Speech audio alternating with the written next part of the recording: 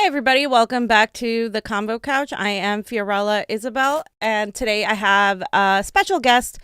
He has been ranting away and kind of being a voice for a lot of us who have really been questioning everything that's been going on, that are aware that we need to hold our politicians and our electeds accountable.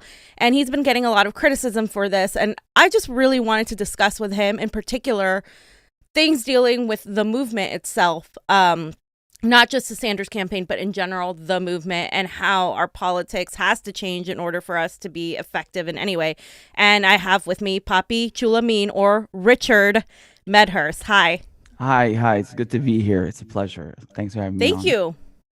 Thank you for being here. Of course. And YouTube literally just had us completely unlisted, so I'm going to wait a couple minutes because usually people are notified about YouTube, helping journalists once again, as usual.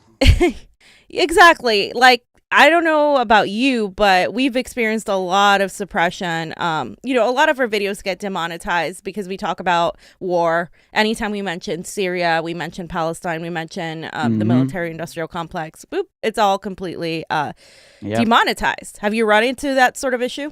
Well, I mean, I'm used to it. Like when I open my YouTube studio, like every single video is in yellow. It's like or red, partially or completely demonetized. Now you know why I joined ROKFIN, so I'm going to be posting like all of the war stuff on there, I guess. Well, that's the thing. When I say war stuff, like they've conditioned even me into thinking that Syria is synonymous with war, and I'm from Syria. Yeah. This is absurd. So even I can't even talk about my country. Like I can't even show family photos, if I want to put like family photos from Syria without it getting demonetized because they just want to censor everything. So yeah, it's ridiculous. And I'm going to be asking you too your perspective on a couple things regarding Syria towards the end, because as somebody from there, we rarely get to meet people from these war-torn countries that we have a lot of guilt and impact on their economic issues, and we tend to blame their leaders, but we fail to draw attention to what we have done to cause any retaliation. And that's the American way. That is the American way. But I'm going to start with kind of talking about what happened yesterday that a lot of people were upset. Now, just so I know, have you participated in any electoral politics in the United States? No. Okay. But you're aware of the people like Nancy Pelosi and Bernie Sanders and Tulsi Gabbard. Yes. What was your opinion on Bernie Sanders? I mean, as somebody that's been kind of an outsider, what has been your opinion on him? Well, I mean, I think if you're going to, when you cover politics, you have no choice but to focus on the United States, since they are the world's effective only superpower, as they say, post-Cold War hyperpower. You have to be following what's going on there, and especially when you're an Arab, I mean, it kind of affects you directly. So, I mean, I've been into politics my whole life. That's just my background. And just seeing Bernie Sanders verbalize in 2016, when I first discovered him and heard him doing speeches and campaigning, hearing him verbalize these issues that I'd already heard about, the military-industrial complex, big pharma, the banks, how they are controlling this American society and running the world effectively. I was quite surprised. I was like, wow, this guy, maybe he's for real, because, you rarely ever hear American politicians even say those terms.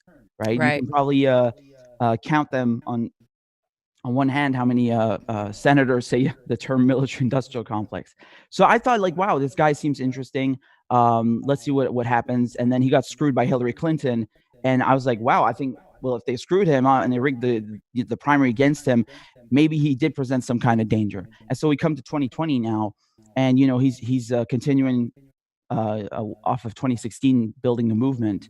And then, he just suddenly quits like halfway through the race, doesn't even take it to the convention. And, he can't endorse Biden fast enough, just like everybody else. And now I'm just thinking like, wow, this is a real shame that you're not using your movement, because that's a bit difficult building a multiracial movement in the span of 4 years. It's quite a feat. And so he doesn't use it. And I'm thinking, what now? Like, where's the direct action? Nothing? You're not even going to help out other people, you know, like no, just every time he's just using his platform to push the establishment. I'm like, okay, you know, never mind. Yeah, and that's a valid feeling. I mean, I think that's what a lot of us are feeling. Specifically, you know, I found out about Bernie Sanders in 2015. I got involved in volunteering for him and promoting him, and saw all the mainstream media did against him. And then 2020 came, and I thought we were going to fight harder, and the opposite happened. And one of the reasons why that happened too, we're not going to dismiss the system, right? The whole entire system that is so corrupt that it is impossible for even somebody like Sanders to win fair and square. And that's the thing that a lot of people are missing. They're not discussing the elections. They're not discussing the corruption within the campaign. So I've been one of the few people that's been talking about the corruption in the Sanders campaign, and how there were basically establishment-led operatives leading this campaign. And then you see exactly, wow, okay, this makes sense as to why this happened. And yesterday, the Washington Post released a set of documents that the Sanders campaign is making their delegates sign. So delegates go to represent, normally they go to the convention to fight for the presidency. At this point, obviously, Biden has the majority of the delegates, so he is going to be the likely nominee unless they think he's too senile or whatever and they replace him, and they can legally do that. So the Sanders delegates were supposed to go as opposition to demand a progressive platform. That was the whole point of being a delegate. Now, what the Sanders campaign is doing is imposing a sort of authoritarian censorship. And I'm not being, I'm not exaggerating by saying this. They have a whole documents, a social media policy, they have a code of conduct, and then they have an NDA that these people need to sign. And within these, the social media policy, the code of conduct, they're not allowed to speak to the media. Anything they put on social media has to be approved by the campaign. They are not allowed to speak against any of the candidates, specifically, obviously, Biden. And they consider it's one thing to not resort to personal attacks. Like, I understand if you are employed by the campaign, first of all, right? Yes. These people aren't employed. I understand, like, okay, you don't want to say Joe Biden is a rapey Joe. I totally get that. It's not really, going to help. You can say that Joe Biden has questionable integrity, though. And so, of course, the way that they have sort of put out these documents is they have extended any sort of criticism on policy to mean an attack on personality. And that's how the campaign operated. That's why I know this is how they're pushing. And so what happened was that a lot of the delegates that were even chosen to begin with, they went through all of their social media. And if you had anything that was like Bernie or bust, Bernie or vest, never Joe, you were completely blacklisted. So there's been an onslaught of burners who have been fighting for Bernie, maxed out on donations, knocked on thousands of doors, and they were blacklisted. We found out that there's a list of people who were blacklisted from being delegates, and they're upset. They're like, wow, we can't even be delegates. And instead of putting those delegates, they're choosing pro-Biden people, ex-Warren supporters, people that are already in government. Not, they're acting like super delegates, because a delegate is supposed to be elected by their congressional district. And instead, they're choosing those people to who they want to then run. So this is all capitulation. It's all bullshit. Yes. There's no unity in this, right? So I want to ask you, like, how could we as people who want progressive, who want progressive policies passed, who want Medicare for all, who want no more war, who want to stop regime change, who want economic fairness, how can we work with a party that represents the complete opposite of that? You can't. You have no avenue with these people. I mean, they're telling you and they're showing you repeatedly, campaign after campaign, that this is, they're just not going to take a stance when it actually matters. And so, they might tell you that, oh, Bernie Sanders signed a loyalty pledge. Okay, and what about everyone else in government? They signed loyalty pledges too. They also signed, an agreement to go and do a PR tour for a war criminal and a rapist. I don't think so. This is nonsense. And so when they're blacklisting people who had who did the crime of saying Bernie or bust, oh my God, I mean, this is ridiculous. This is a campaign, the Bernie campaign. This is a campaign that has been co-opted by the establishment. Okay, Yep. I mean, some people might argue that it wasn't meant to serve any revolutionary interests from the beginning, meaning that this was meant to sheepdog people. Now, honestly, when I see that people like Jeff Weaver, Chuck Rocha, and et cetera, were working in Bernie Sanders' entourage, no less, not just running the campaign, but really like in his entourage, even till now. I mean, I'm really looking at this and I'm thinking like, this smells like COINTELPRO, like counterintelligence programs. Okay, so for anyone who knows their Cold War history, this shouldn't surprise you. This is just business as usual, and I think it's just. I mean, you are naive to think that a presidential campaign is not infiltrated by the alphabet people, as I call them. Regardless, any presidential campaign, this is just how they do, and so. It's normal that they would put people like Jeff Weaver, I guess, in Bernie Sanders' entourage. But then at the same time, you must ask yourself, why does Bernie Sanders trust this guy so much? Like, isn't that also, isn't there some blame to be allocated on his part as well? I don't know, man. Something doesn't smell right. Yeah. And this is just capitulation of the highest order. And it's not just that. Again, it's one thing to say, okay, Bernie Sanders had a loyalty pledge to endorse Biden. Okay. Where does it say in his loyalty pledge that he can't use his movement for direct action? Where does it say that? He doesn't want to. He didn't do it in 2016. He didn't do it now. And, it's just a shame because it's very hard to build a movement like that. As I mentioned before, it's extremely hard. And he's just putting it on the shelf now. And, once again, I don't think you have any avenue with the Democratic Party. It's a one-party system at the end of the day. And they're all pro-war. They're all pro-corporations. They're all pro the 1%. They're not for the working class. Okay. They don't represent you. And there's a lot of people who just, they can't accept that. And they think that, oh my God, if you make any kind of personal, remarks, which are valid, right? That these people, something don't smell right with the way they're acting now, then you are doing personal attacks. No, they're not personal attacks. Listen, it's not about Bernie Sanders. It's not about Jeff Weaver. At the end of the day, everything in Washington, D.C., it's American hegemony. They're all a gang. And they're working against working class people in the U.S. and internationally. Okay, it's the same goddamn thing over and over and over and over. All right, this didn't start now. Yeah. This didn't start in 2016. And so I think what we need to do instead of yelling at people for pointing out the very obvious things, the co-option, the corruption within the campaign, the corruption, of course, in all of our the oligarchy, of course, the duopoly. We should be elevating voices that are trying to wake people up and say, look, it doesn't matter, especially during the pandemic when more and more people are being affected by the inability of our government to do anything for the working people. The people like Nancy Pelosi are a joke. And so more people, I think, are seeing that. But then we have issues, the left eats itself in a lot of ways. And it's really hard to see. I have a couple tweets that I wanted to show, but before I do that, I just want to show the petition that myself and another supporter started, saying that we're not supporting anything regarding the delegate process in the Sanders campaign because it is censorship. To me, it's authoritarianism. It's not representing, first and foremost, it is illegal because they are a private entity.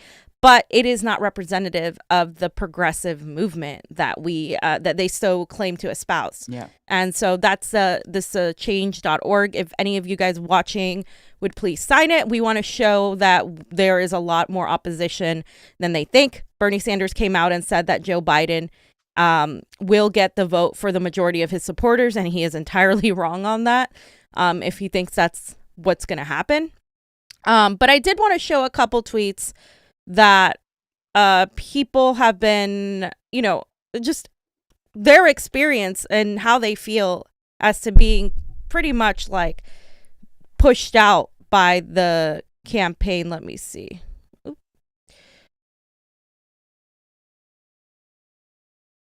Okay, so there's this one. Hey, the tweets aren't coming up for me. Yeah, I don't know, they're not coming up for me. Let me see if I can read it. Huh? Yeah. Yep, they're not coming up. Let's see. Yeah, go ahead. All right, I'll read this tweet. It says, by common sense dictates, in 2016, I was a Washington state delegate for Bernie. When I went to the event to choose national delegates with 1-minute speech in hand and a fiery delivery planned, I was told my name was removed from consideration by the Sanders campaign. It was no secret that I was Bernie or bust. And that was in response to Fiorella's tweets. Yeah. So I tweeted something, and that person was talking about how they got removed because they were Bernie or bust. And another person here said, I sure wish the Bernie national campaign had gotten involved in counteracting the rigging against Bernie, as much it's been involved in the rigging of its own Bernie delegate selection process. Why do you think, Richard, that the Sanders campaign hasn't called out any sort of election issue? I mean, I experienced the election rigging. I've seen it for the last 4 years, but especially saw it here in California. There's video, there's evidence. Why is it not only the Sanders campaign, but nobody is really talking about this?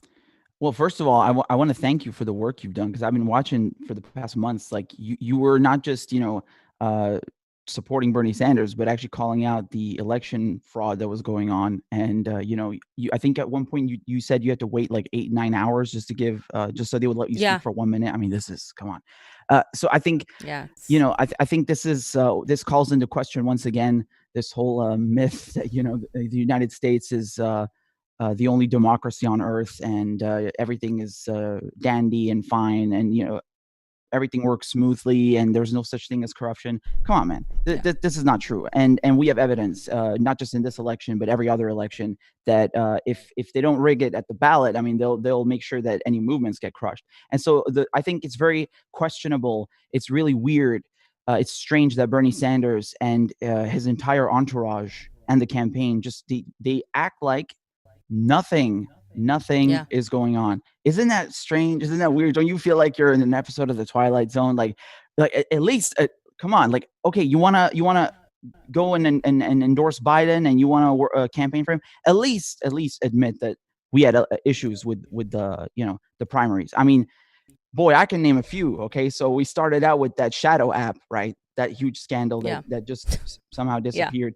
And then I saw people having their ballots being stored on USB sticks. I mean, I swear to God, if I ever hear the United States talk about another country's election integrity, I will lose my... Right? Venezuela. Exactly. They're putting this on USB sticks. I don't even trust my photos, like my music, on a USB stick. And you're putting people's ballots on a USB stick. Are you nuts? This is not by accident. And then you also, the polling stations closing down. This is let me be very clear. People think that election fraud is when you write extra numbers down on the ballots when the lights are off and everyone's gone home. No.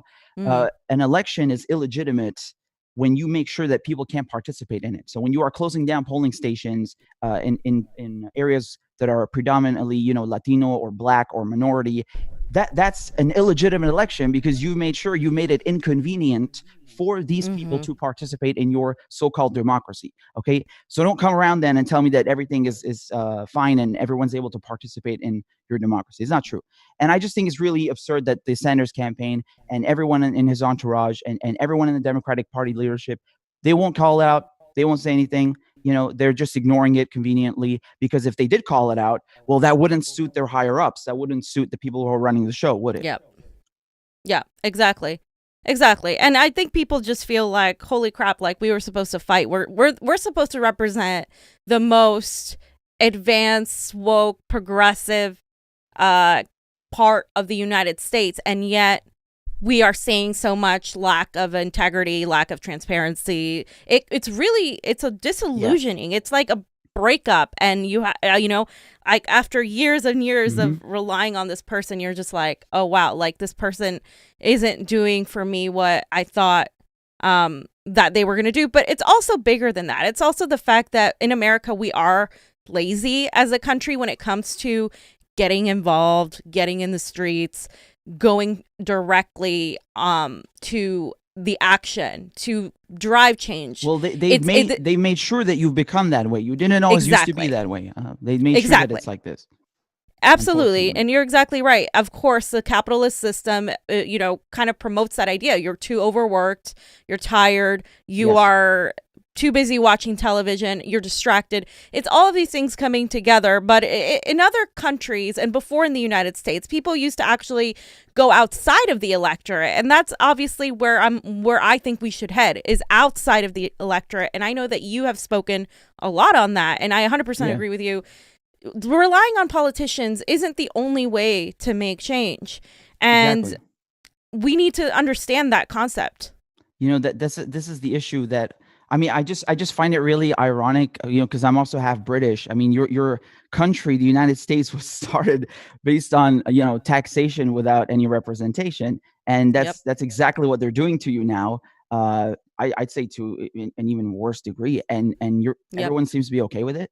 I mean, this is lunacy. What they're doing to the American people, these corporations and the politicians, is abysmal. And you can't just rely on the electoral system to get change done. This is just simple history. I mean, if you look at the movements, the labor movements in the 1930s, the CIO, the unionists, the communists, the socialists, these are the people who got you change. And, they didn't just do it by getting their representatives into government, but they did it also by direct action. They did it by saying, okay, we're not going to work. We're going to shut down the infrastructure because you're screwing us over. And that's how you demand change. And this is not just in the United States. It's not just some isolated example. Just look at France's history. They did the same thing, and matter of fact, achieved better results.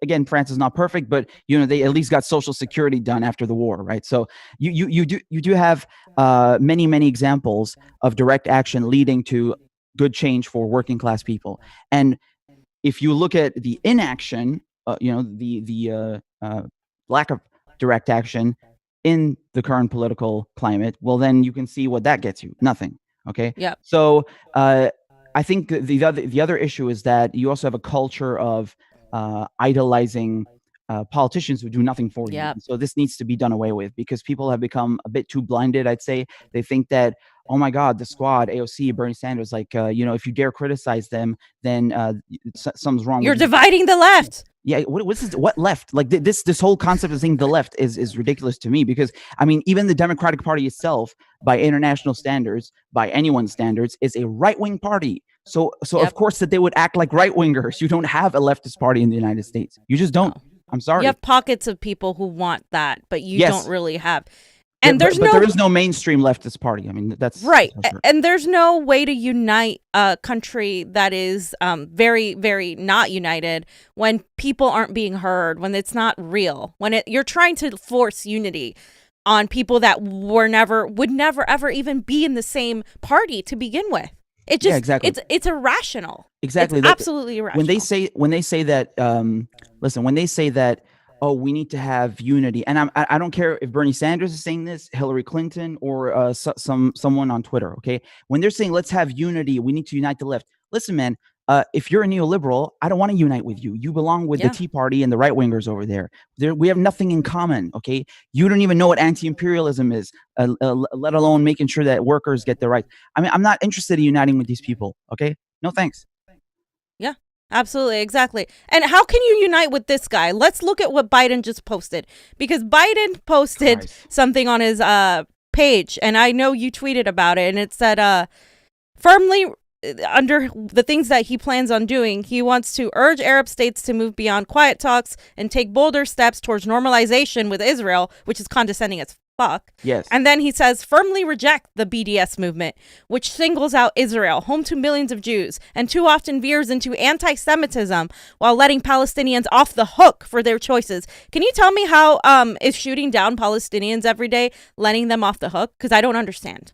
Yeah, everything that he put, that's just like, I have to. There's so many things wrong with what he's saying. It's unbelievable. I mean, first of all, Arab states don't owe Israel anything, because Israel itself is not even a legitimate state. Okay, just because the United Nations decided that does not mean that you can impose colonialism and imperialism on others. I mean, the whole concept that you get these white people coming over and this is before the United States, right? So the French and the British did this too, just carving up the Arabs into separate countries and then conveniently putting Israel in the middle. I mean, who the hell are you? Who are you to be coming and deciding this? And then on top of it, saying that, oh, it's the Arab states that are doing something wrong, and they have to make concessions towards a country that continuously bombs them, right? So just in case, I don't know if everyone knows this, but the Zionist occupation have bombed Syria hundreds of times in the last few years. They just go in like it's their backyard and bomb it whenever they like. And they do the same thing to Lebanon. They do the same thing to Iran. They do the same thing to anyone they don't like. And then they claim that everyone else is oppressing them. No, this is ridiculous. They are the ones who have the backing of the world's foremost superpower, the United States. They are the aggressors. They are the oppressors who are killing Palestinians. My cousin is half Palestinian. He's never even seen Palestine and probably never will. Right? And he's stateless. He everywhere he goes, he's a refugee. He has no passport, right? He has no actual passport like me. And you have people living in the Zionist occupation who have 2 passports and 2 nationalities. Isn't that dandy? Isn't that nice? So, this stuff that Biden has put on his website, his policy is, just a continuation of all Republican and all Democratic foreign policy, which once again could, maybe indicate to you that they are one. It's a one-party system, and this idea that letting Palestinians off the hook, it's so condescending. Every single thing he puts. It's so it's beyond condescending. It is a lie because Palestinians aren't the ones that are shooting at people, right? That's also, the it's thing so funny. Like just the fact that he's calling out the BDS movement shows to you that you are not allowed to voice any kind of criticism against the Zionist occupation whatsoever. You can't open your mouth. You can't even participate in non-violent, like you can't even just saying I don't want to buy that avocado over there that was grown illegally in Palestine. No, that you're anti-Semitic. By the way, friendly reminder, I'm also Semitic, and so are all other Arabs. Okay, so just stop trying to co-opt our ethnicity too. Thank you. Yeah, that's a great point. A lot of people don't know that. Like they think anti-Semitism only applies to people in Israel. Israel wasn't it didn't exist. That's the thing. I'm a part of the BDS movement because I believe that I don't think a solution of a 2-state solution is going to help anybody because Israel's just going to expand and expand and expand and take over. I think a 1-state solution is pretty much the only thing that's going to allow Palestinians to regain anything. And unfortunately, my ideal situation would be to restore Palestine, but there's no way these people are going to allow that. I think we're going to see things get really ugly, and it's not an easy solution to have. But but at the same time, it's like we can't lie and say that it's anti-Semitic to criticize the authoritarian and the pro-imperial state of Israel. It's absolutely okay to do that. Of course it is. Once again, the French and the British, Sykes-Picot, they are the ones who divided up the Middle East. Okay, they carved it up, and they made sure that all the Arab states were divided because this is the easiest way to make sure that they can't unite as one as they used to be many times. Okay, so a lot of people forget about this, but you had many Arab dynasties. Okay, so the Umayyin, the Abbasiyin, et cetera. I mean, and even in the 50s and the 60s, I mean, look, you had attempts at Arab unity. I mean, Egypt and Syria were united as one country, and this is just another another method that they use to make sure that Arabs stay divided. Because if they unite, then they present a threat towards Western imperialism. Because they would be a significant power, and of course, this is the other idea that how are you going to deal with this issue now? Because as you said, a 1-state solution, 2-state solution. I mean, people forget that. Again, these countries didn't decide to carve themselves up. White Europeans did this to them. Okay, this was imposed upon them. Do not forget that. No Arab ever agreed to this stuff. Okay, no Arab agreed to this stuff, especially not the millions of Arabs living under the colonialists who did this to them. And I mean, this whole notion that Arabs are, first of all, not Semitic. It's not true. We're Semitic people. We speak Semitic language, and also that Arabs and Jews are natural enemies or something. This is complete and absolute nonsense, dude. I come from the Jewish quarter in Damascus. Okay, My mom, my auntie, my uncles, all born there. We had a house there. So and our neighbors are Jewish, and you've had Jews in Damascus for centuries and centuries and centuries, millennia. And you just look, you've had Christians. I mean, again, just to show you the diversity, I'm Catholic, born in the Jewish quarter of a Muslim country. If that doesn't tell you diversity, I don't know what will. And this is just a Western talking point to tell you that, oh, Arabs are natural enemies. No, this is absolute nonsense. They just want you to believe that so they can paint this picture that, the Arabs, they're the ones who have to come have to make concessions because they're being unreasonable, et cetera, et cetera. Nonsense. We're just tired of having Western imperialism imposed upon us. That's it. Yeah. That's the case for a lot of people, and it's interesting how it happens too. There's a racial element to that as well. I kind of wanted to go to continue talking about how we can't even have these conversations a lot of times online because people get really, really offended really quickly. And those of us who are brave enough to have them, of course, are honestly constantly under attack. The Sanders campaign is corrupt. We've talked about the election integrity. We've talked about how nobody really wants to talk about the truth, and they're more focused on civility. And now there's some sort of desire within the progressive movement, basically, to hush everything. Yeah. To not bring up any sort of accountability regarding leaders that were progressive, like Bernie, AOC, the Squad, all of those people. There's a push to not criticize anybody that you deem as an ally. There's a push to not constructively, man. I mean, we all have different ways of saying things, but it doesn't have to be necessarily a bad thing. I've seen people being civil. I'm not going to be civil with murderers and people who work with murderers. It's a cop-out. You're confused. You got me confused with somebody else. I think you got all of us confused over here with somebody else. We're not interested in being civil with, people who work with the neoliberal establishment. No thanks. Well, it's interesting how you're they're more worried about civility, and about not offending anybody, but they're really okay with the actions caused by these warmongering parties. I mean, that's to me, it's like gaslighting 101. It is completely missing the whole point of this. Yep. People are going to have emotions. They're going to have their words. They're going to have reactions. It's all going to vary. But we need to stop trying to suppress those voices that are speaking out. Okay, because this is you tweeted something and it started up a stir. So I'm going to go ahead and read your tweet because it was a good tweet, but it really, a lot of people were like upset with you, and I was just confused as to why they were upset, but they were.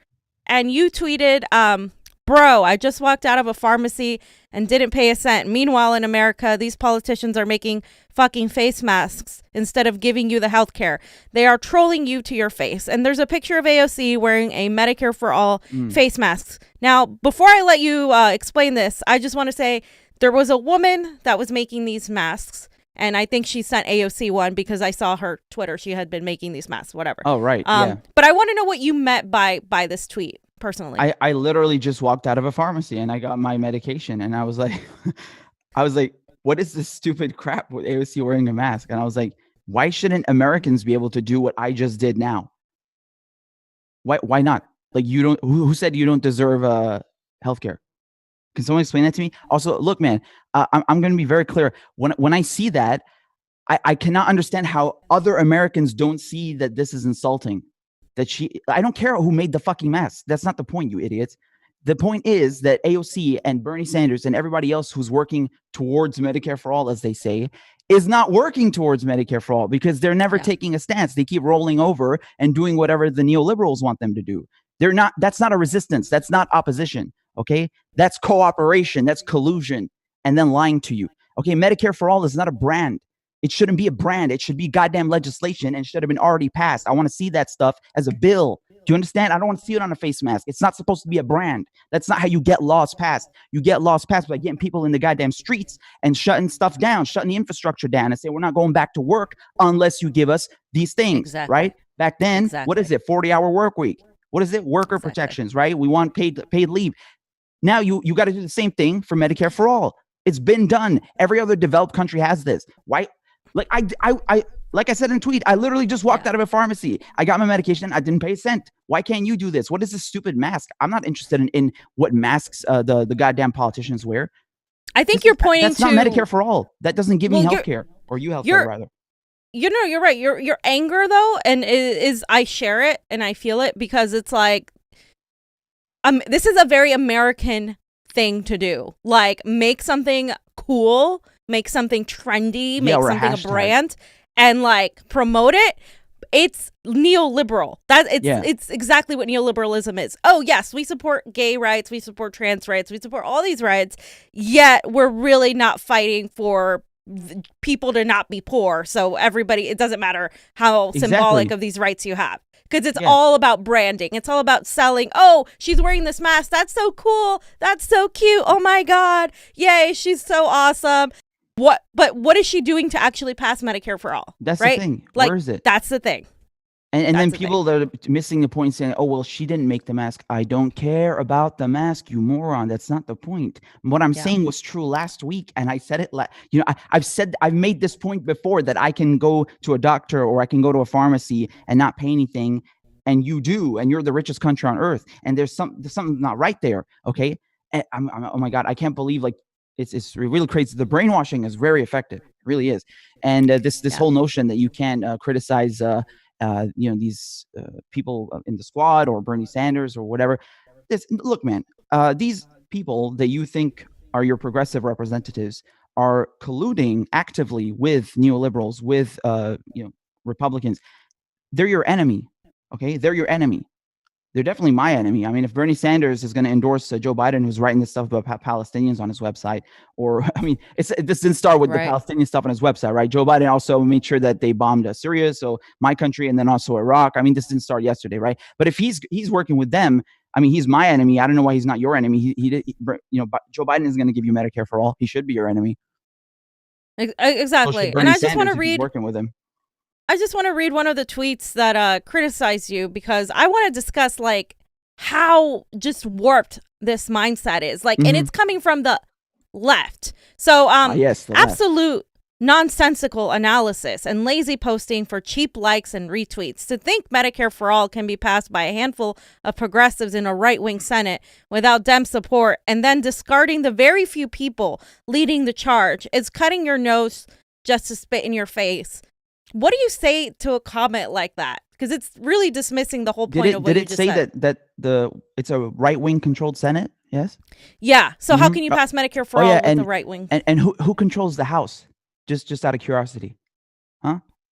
Oh, I believe it's the Democrats, isn't it? They conveniently leave that part out. But more importantly, listen, Mama Bear. Yeah, Mama Bear Pelosi. Exactly. Our wonderful, great ally. Now, there's nothing nonsensical about what I said. I am able to go to a pharmacy and not pay anything. I am able to go to a doctor. Why aren't you?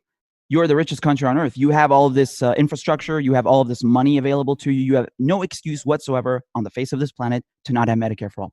End of story. You just don't. You have no excuse.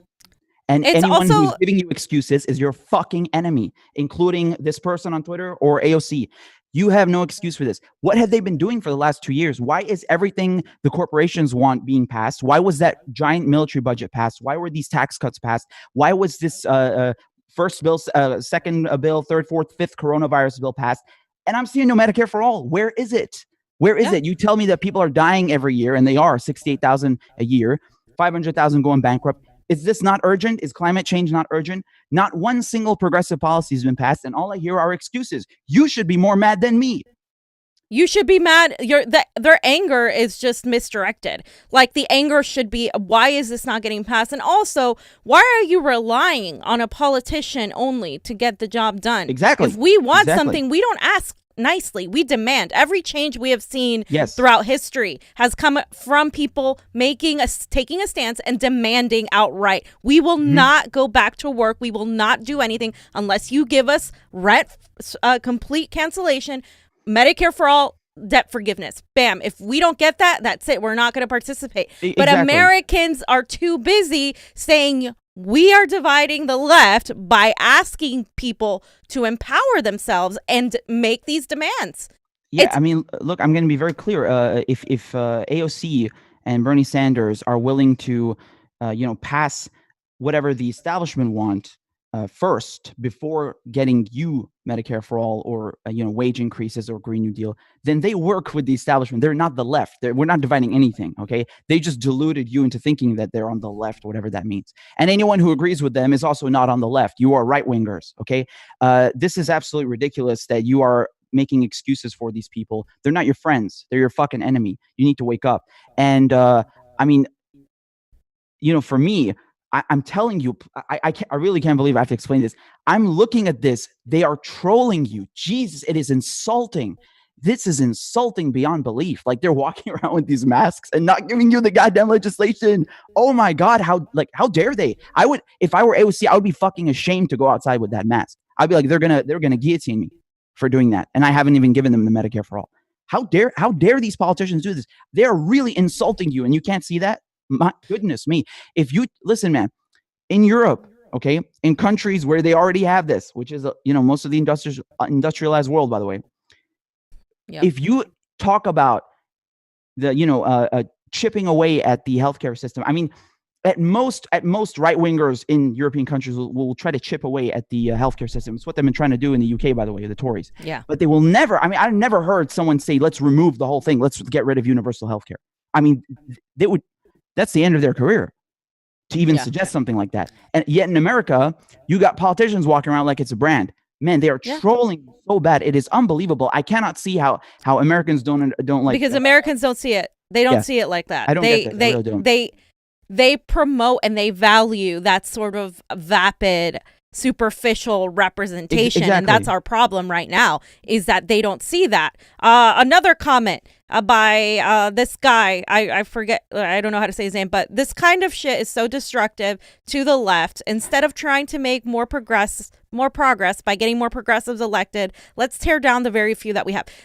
I have a problem with this, and I like your response. You said, what left? You don't have one in the U.S. Dems are a right-wing institution at best. Electing progressives, quote, LOL, what's your coalition of socialists, communists, and unionists ready for direct action? Mm-hmm. Do I have to teach you your own history? Don't think this stuff is for you, mate. Here's the thing.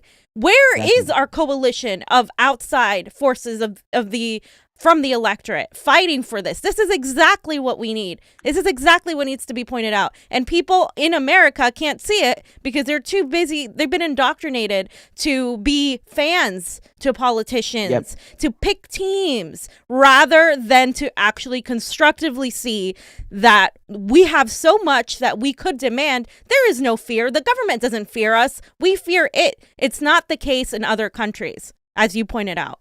I mean, look, there's nothing wrong with picking a team as long as that team is actually a leftist team. Don't come here and give me neoliberal nonsense and then tell me that that's the left. I'm not aligning myself with imperialists. I'm not aligning myself with people who work with Joe Biden and whoever else, Hillary Clinton, Nancy Pelosi. I don't care. All of them. I'm not aligning myself with you. You're on the right. Okay. You're insane if you think you're on the left and this is okay with you. If you're okay with that, you're not on the left. And this whole idea that you're supposed to, idolize politicians. And look, if you're going to do that, at least could you at least idolize a politician who actually given you a goddamn policy that you asked for? Where are these policies? You haven't even got a single one. If they given you Medicare for all, if Bernie Sanders had actually gotten it for you, then at least we have half an issue there. We have half an issue where you're idolizing him. You understand what I'm saying? He already gave you something. You can point at, say, see, okay, but he didn't. Okay. He didn't give you anything. And then people are going to say, well, that's not his fault. It's the establishment. No. Okay, where's the direct action? Where's this coalition then? Your history, the history of other countries, the history of workers in general indicates that you cannot rely on politicians. You cannot rely on incrementalism, on gradualism to get things done. Now. Okay, these people are not your friends. I mean, no politician in general is ever going to be your friend, let alone in Washington, D.C. Jesus Christ. I mean, this is the cesspit of politicians worldwide. Do you understand what I'm saying? Like, this is the worst place where politicians gather. And you're expecting them to be on your side. This is ridiculous. And they got no coalition. They got nothing. But they want you to unite with people who are confused about their ideology, who think they're leftists, but are actually upholding neoliberal nonsense. No, I'm not interested in uniting with you. I'm interested in people talking some sense. And this whole notion that we shouldn't call this out again, it must be called out. And the fact that you are not as enraged as me, the fact that you are not as angry as me, the fact that you are not calling these people out regularly, there's something wrong with you. I question your motives. I question your alignment to these policies that you claim to support.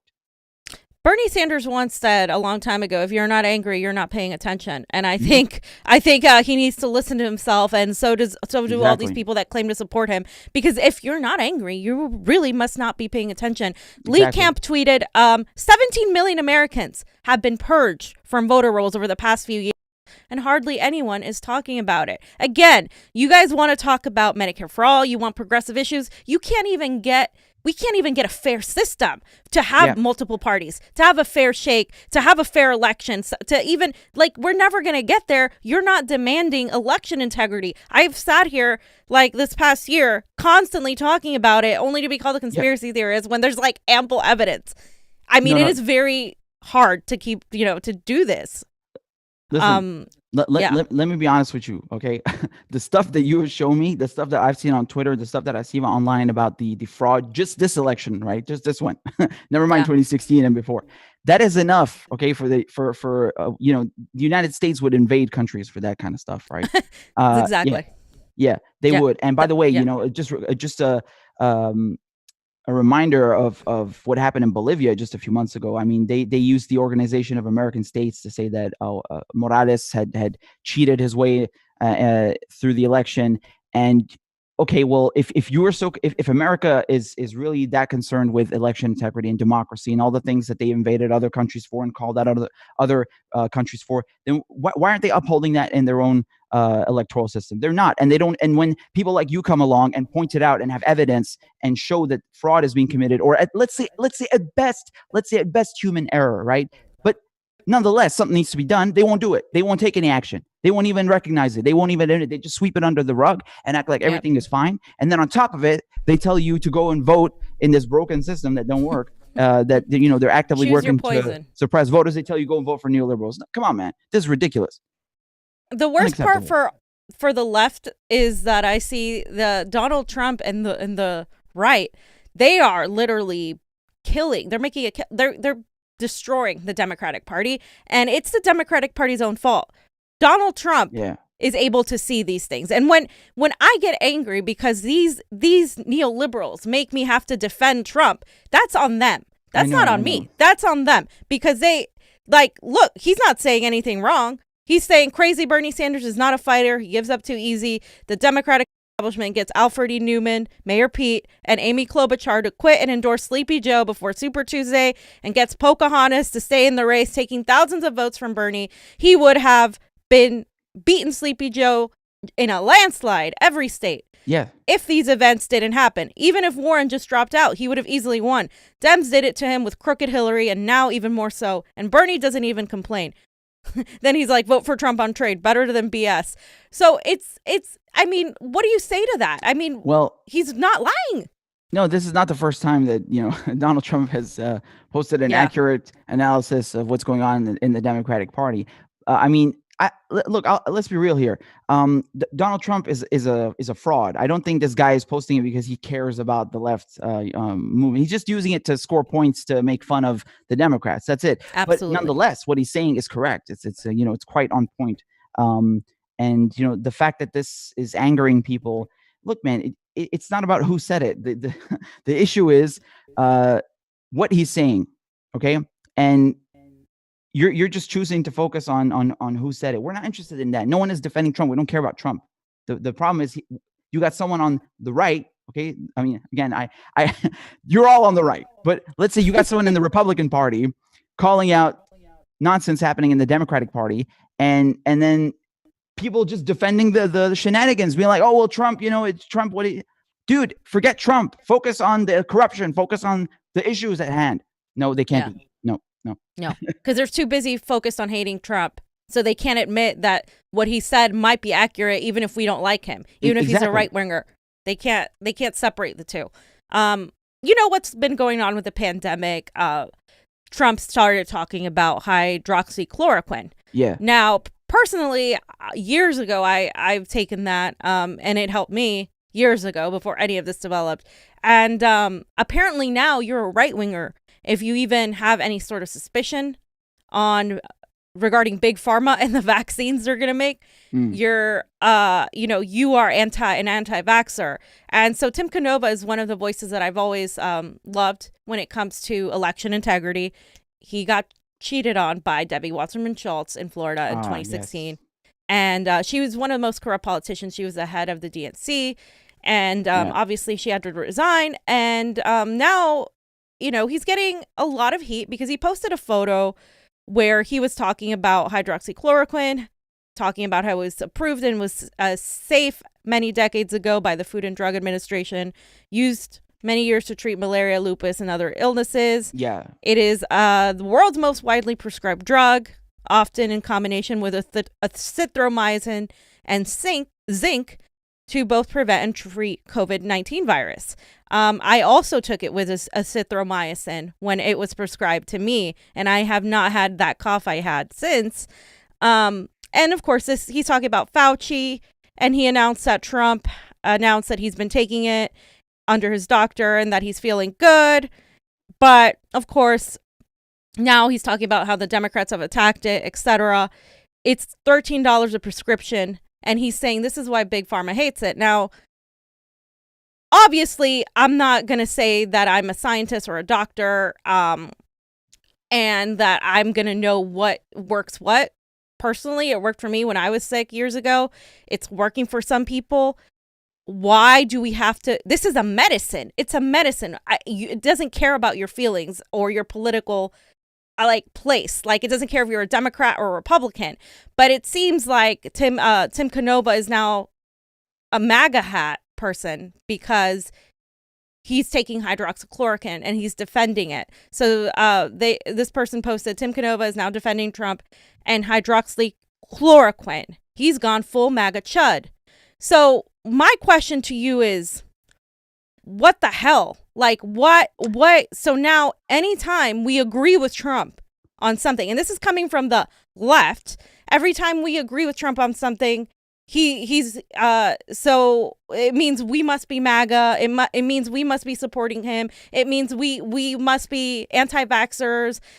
People like Tim Canova, who have run for office, who have been involved in politics, are now like, oh yeah, he's full MAGA.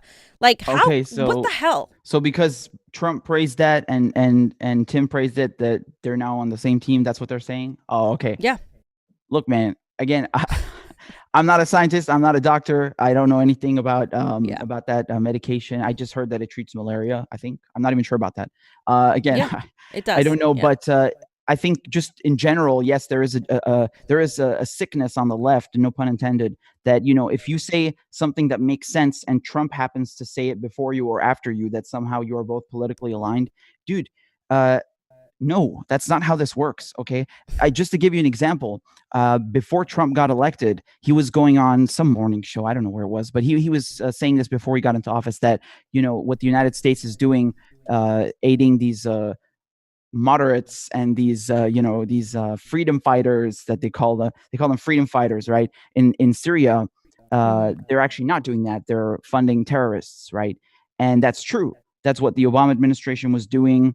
And administrations before Obama have created and or funded terrorists abroad as well. This is normal U.S. foreign policy. Yep. And so anyway, Trump was calling that out. He was calling out, the Obama administration's support for terrorists in Syria and also Saudi Arabia, and just saying that this is wrong. And man, he gave a really spot on analysis about Syria in that interview and foreign policy. And then, well, of course, once again it gets into office, he just keeps doing the same thing as they are, of course, because that's just the constant in U.S. foreign policy. Nonetheless, what he was saying was on point. And if I'm going to point that out, that doesn't mean I'm aligned with Trump, you bozos. You see, this is the problem in America. They've tricked you into believing that, you have a duopoly, that, okay, you have the left and the right. No, first of all, there is no duopoly. It's a one-party system, and both of these parties are on the right. One of them may be a tiny, tiny bit more on the right, but at the end of the day, I mean, not really. They're practically the same. So this is ridiculous. And I'm not interested in people who are just, this is such a waste of time. Like, it is a waste of time, but it's unfortunate because it works. I mean, people have been conditioned to really think in a duality, like black, white, left, right. They don't have the ability to have nuance, to have independent thought. And it is so dangerous for our movement, and for progress in general, for any sort of progress, to have that sort of groupthink where you have to agree with us, or you must be a fascist, or you must be this. And that's a problem I see a lot on the left. I think the right is able to unify.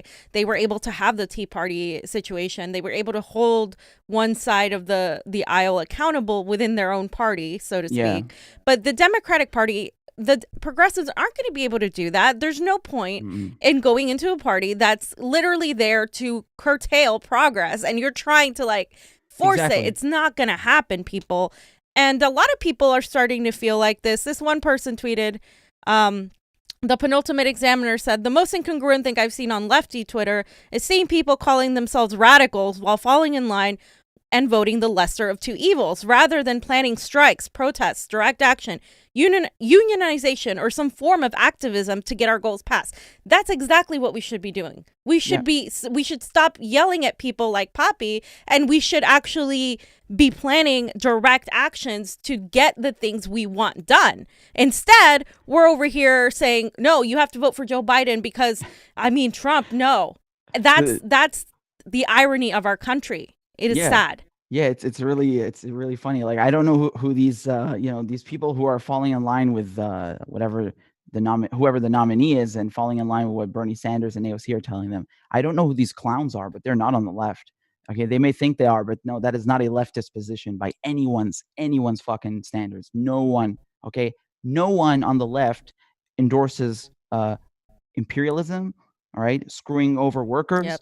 Right, screwing over minorities. That's not a leftist position. That is, I don't care what you call that. You call that lesser of two evils. I call that being a right winger. Okay, we're not on the same team. You're the enemy of workers. You're the enemy of people living in the Middle East, in the global South. If you are supporting Joe Biden and anyone in Joe Biden's entourage, okay, including AOC, who's sitting down. I mean, hello, did you see that Unity Task Force stuff? Can you imagine John Kerry is on the climate change one? Like, AOC is literally going to sit down at a table with John Kerry. Man, I wouldn't be. I don't want to be caught dead in the same room as John Kerry. I'm not sitting down with that war criminal piece of. I'm not doing that. Okay. Yeah. If you think AOC is a leftist, wow, you got a lot of catching up to do. That's the most dangerous thing, though, to me, is like we are propping up people like AOC as like, oh my God, she's a socialist and blah blah blah. First of all, I'm not even a member of DSA any longer because I feel like they're pretty much the Democratic Party with a few leftist things. Like, for me, it's like, you stop. Like, we shouldn't get like fall into the trap of ideology, this and that, but I've seen several chapters, and I can't get into it here, but I've seen several chapters pretty much endorse like neoliberals, and I'm just like, wait, you can totally just not endorse. I have a problem with that. To me, that's co-option. That is the establishment coming in, calling and saying, oh yeah, this is good. You can be a good little democratic socialist, but don't you actually be an anti-war, anti-imperialist, leftist person that goes and defends people in Venezuela, Bolivia. The moment you start talking about those things, oh, you love authoritarianism. That is not what's embraced by the quote left in this country. The quote left in this country is a brand. It's a brand perpetuated by people like AOC with roses and like, oh yeah, I'm so leftist. I can talk leftist ideology. And one of the things I definitely wanted to bring up is I don't know if you've watched their podcast, but I recommend it for you.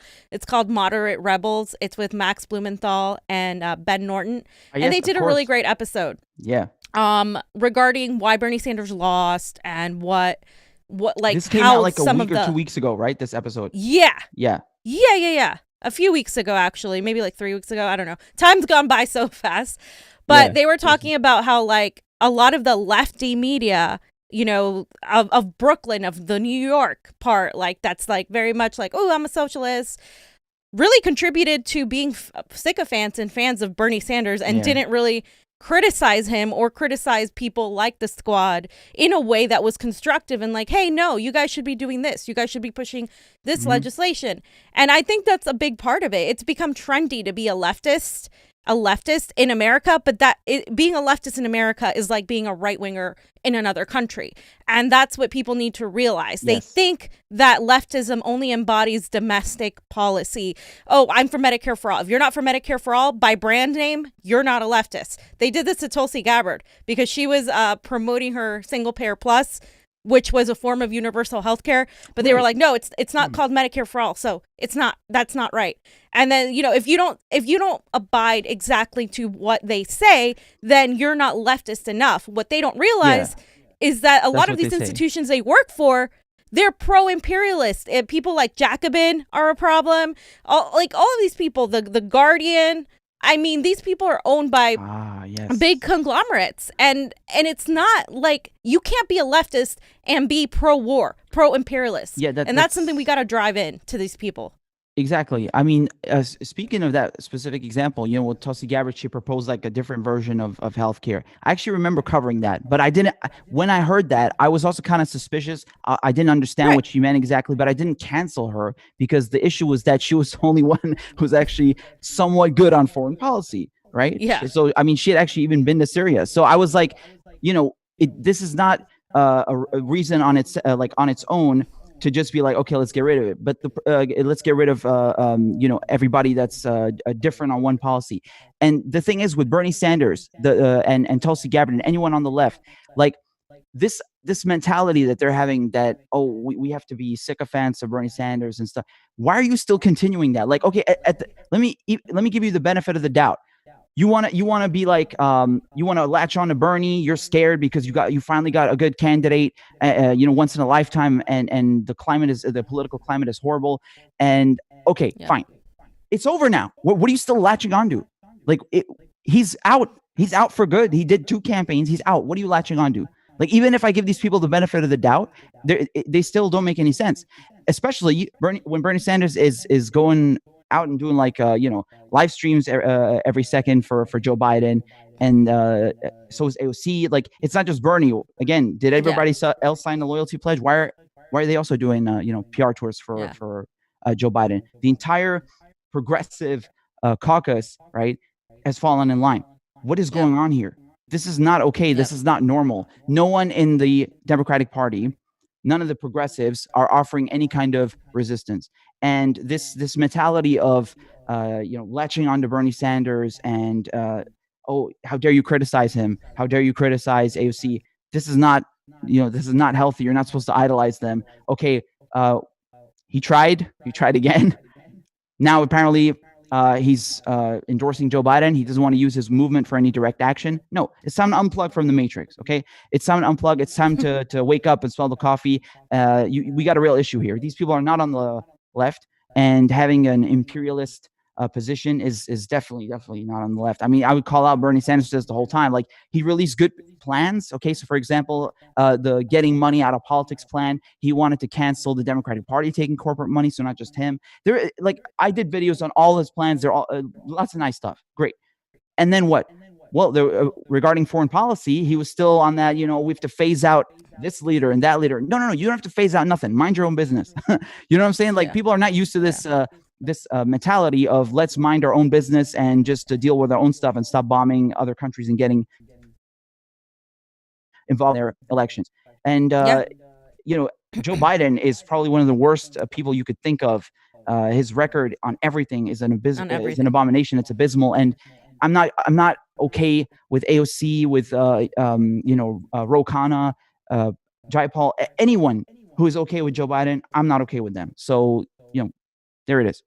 Yeah, no, exactly. And so what do we do with these kinds of, quote, leftists who are so keen on building a unity and who are so keen on dismissing voices of dissent? Because again, a healthy country has many voices of dissent. In the United States, we have very few. We have the mainstream media that gets all the propaganda out for the oligarchy.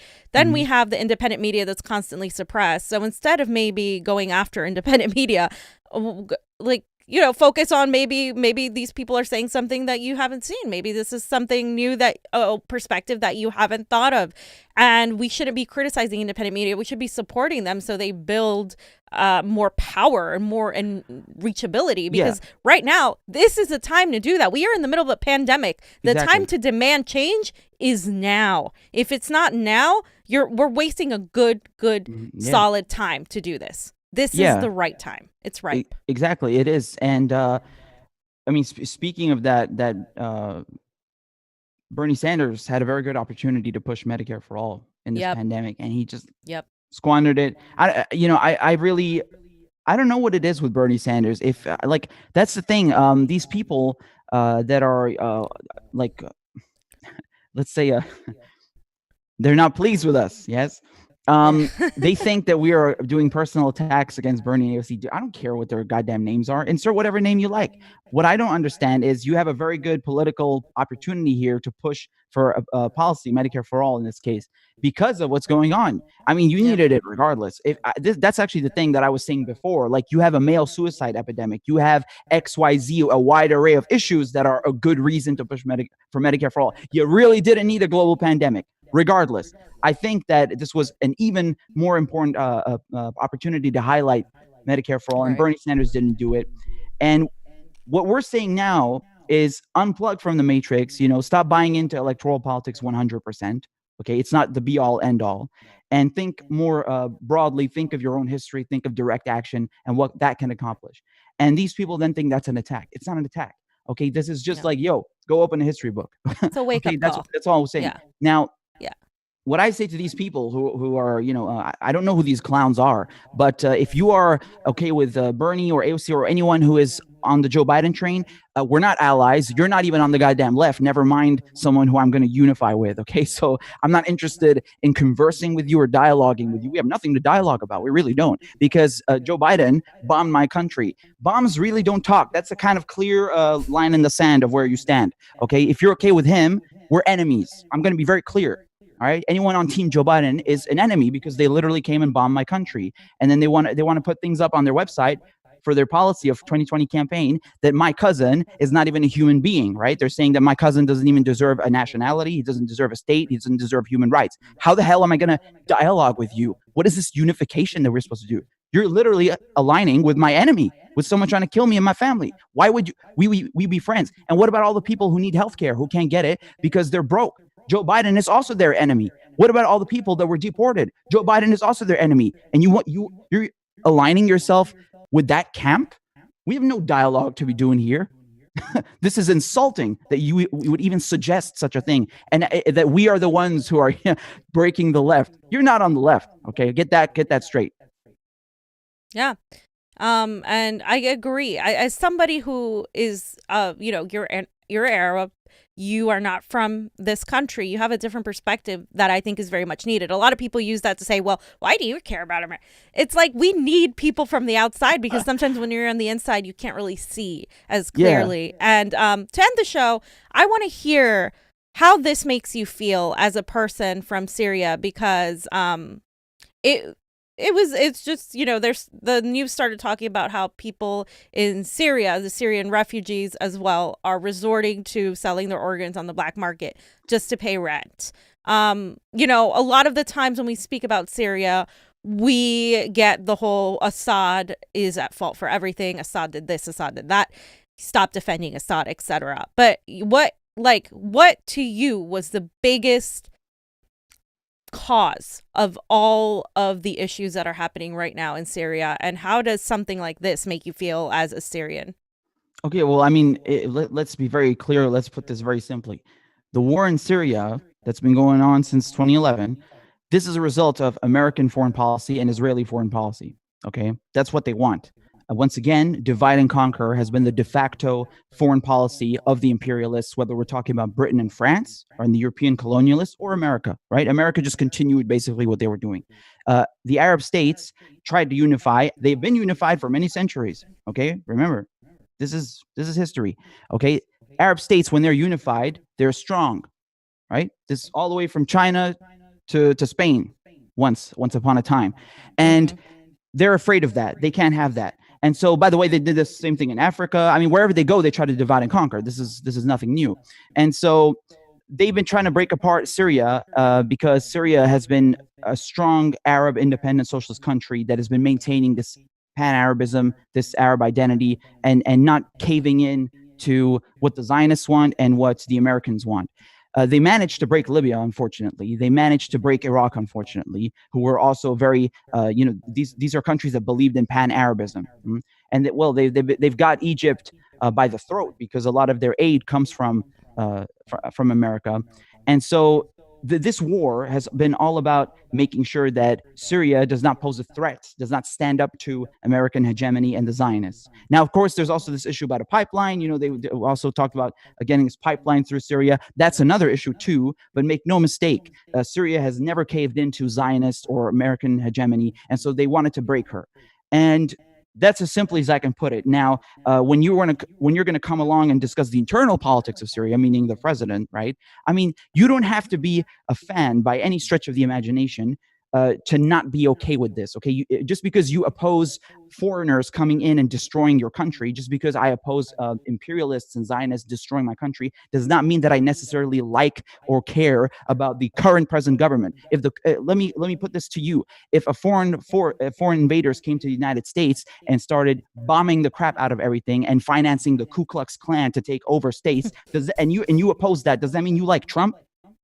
No, exactly, it doesn't. No. Nothing to do with Trump. It just means you don't want foreigners and the Ku Klux Klan taking over your goddamn country. That's all it means. And so this ridiculous mentality that they want to put you in that camp because you want to oppose imperialism, go to hell, man. I know these games. We know what the media does. This ain't nothing new to Arabs. So good luck with that. It don't work with me. Yeah. Well, thank you very much, Papi, for having this discussion with me. Thank you. I love being on the Convo couch always. It was an important discussion to be had because I see your videos are great. You have a lot of great commentary and a lot of great analysis.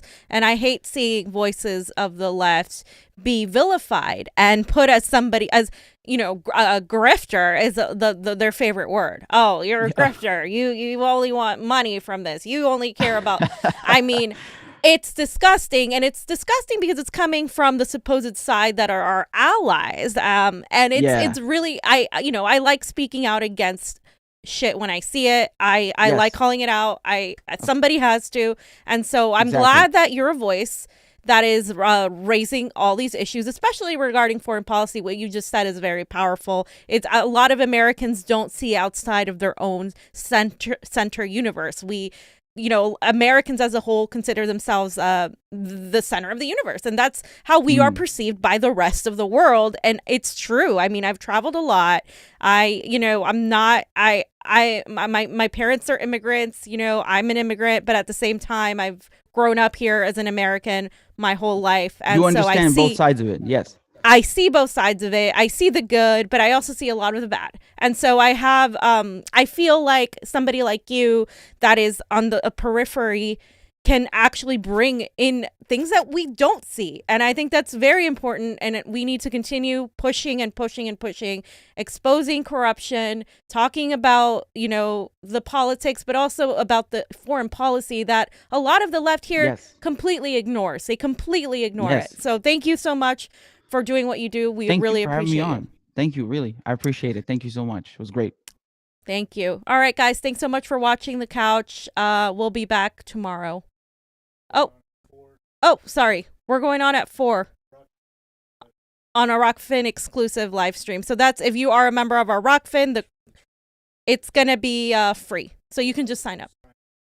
You can just sign up with your email and it's going to be entirely free. Do you have a graph for that? No. Okay. No. But we'll be back at 4 on the ROKFIN exclusive. Thanks so much, guys, for watching.